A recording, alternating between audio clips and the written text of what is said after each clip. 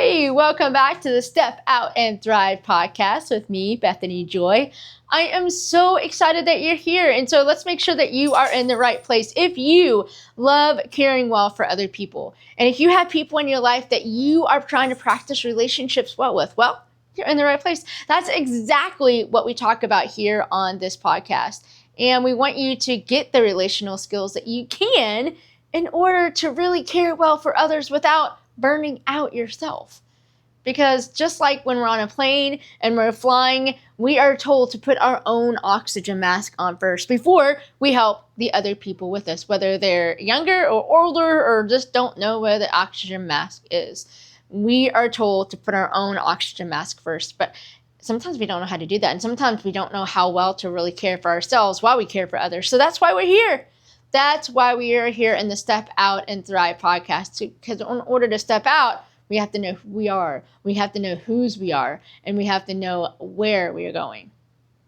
Well, that being said, we are right in the middle of an amazing series all about the walking on water story, which I've gotten to share so many little tidbits about, including a tattoo, which I talked about last week. If you want to hear that story, you can venture back one episode and hear more about my trip with tattoos.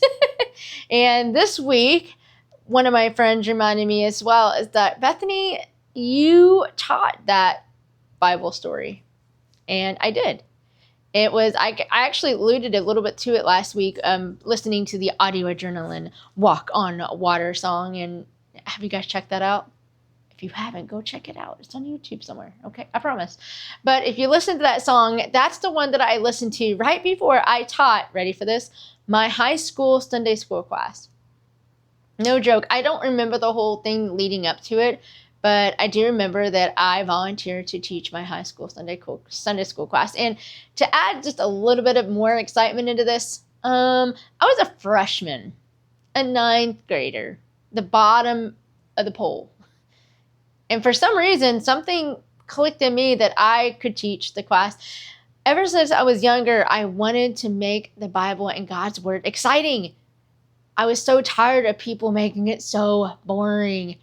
If this really was God's Word, I wanted it to come alive. So I remember I walked in the class that day with a CD player and a CD song and a boat that inflated, just so many different things, even a squirt bottle to represent the water.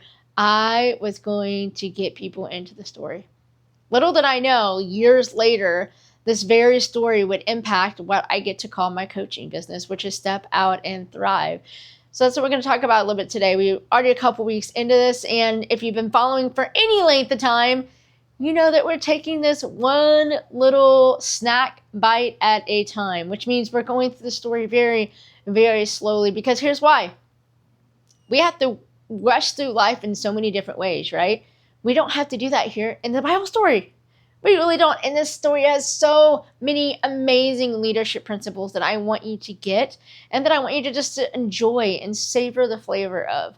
So we're going to bring in some amazing topics, and I want you to just spend some time with them during the week. Consider this an invitation to just be with me, to be in curiosity, and to see what God's doing. So where we ended this week is that we talked about, first of all, we talked about how Jesus just let the disciples go. Second of all, we talked about that the storm was coming. They couldn't avoid the storm. And the third thing we're going to mention this week is that Jesus said the first word.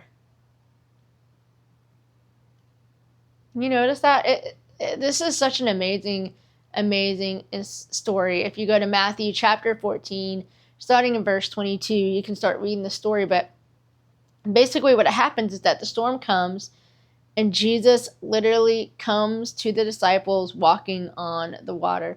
And they don't understand who it is, and they're freaking out, and they go, "It's a ghost," right? They're just saying that out loud. They're not talking to the ghost.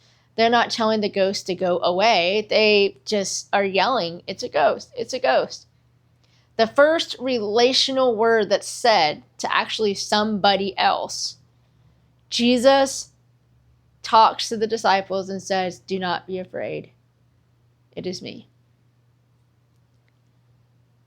It's amazing because In order for Peter, or in order for anybody to respond, they had to listen.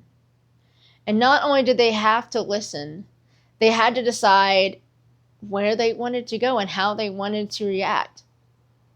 But before they could do anything, they had to calm down and really listen. I'm curious if there were some disciples on the boat that, between the storm and the rain hitting and the thunder and the lightning and everything else going on, if they missed Jesus even saying, "Do not fear, it is me."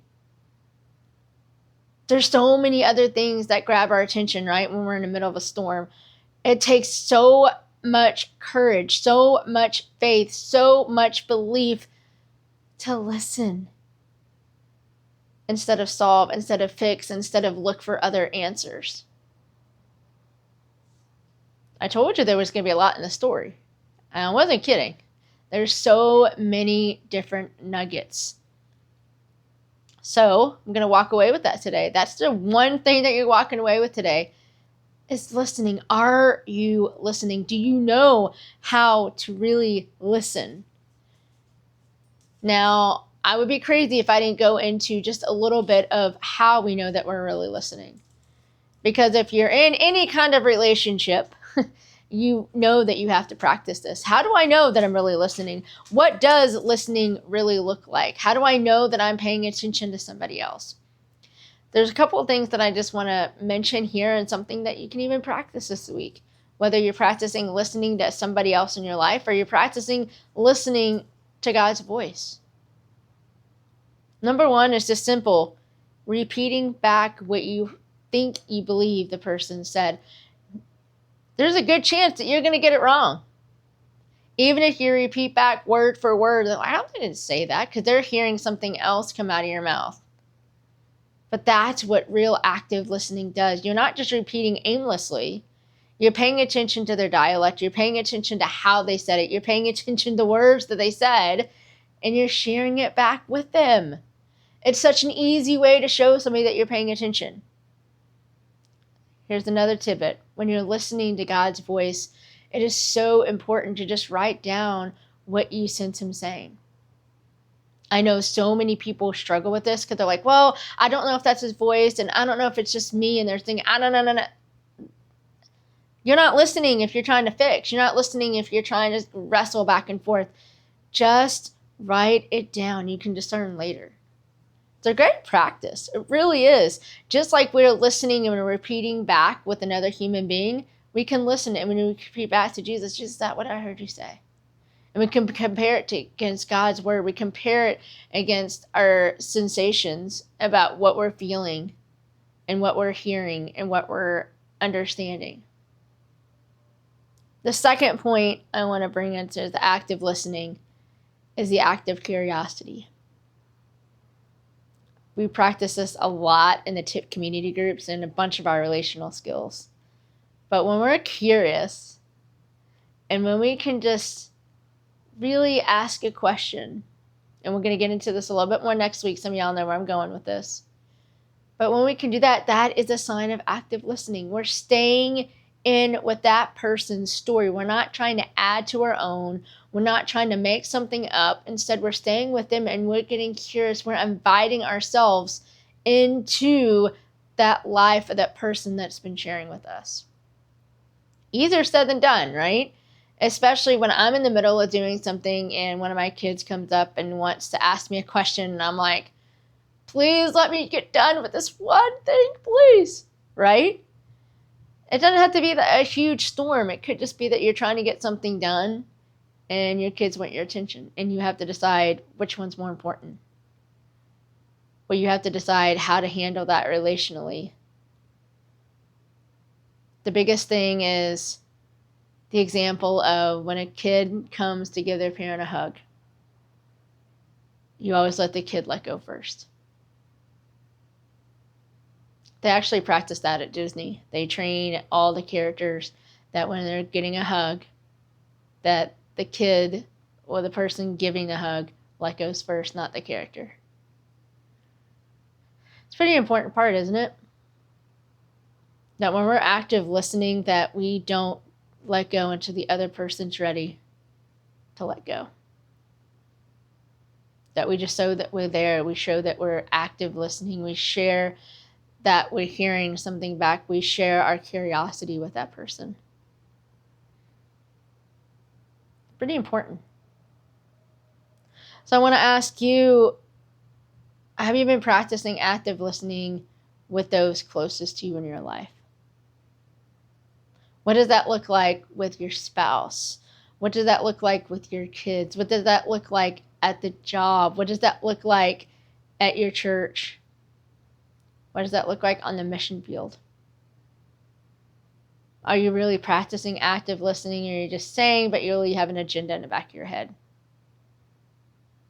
Or here's another question. When's the last time that you felt like somebody really listened to you? Someone that can repeat back and ask curious questions and sit with you. A lot of times we don't get because we don't show and we don't practice. Not all the time, but it's a good point that we need to practice what we want to have others do to us, do for us. So that's the question this week. Who are you practicing active listening with? And then, are you really practicing active listening with God? How does that look like when you just can just sit and listen to God's voice? Are you trying to sit there and figure it out and get it right? Or can you just listen and trust God to discern for you what you're hearing and how you're hearing? It really is beautiful when you can just let yourself go and be in the moment. But it doesn't just happen. It takes practice.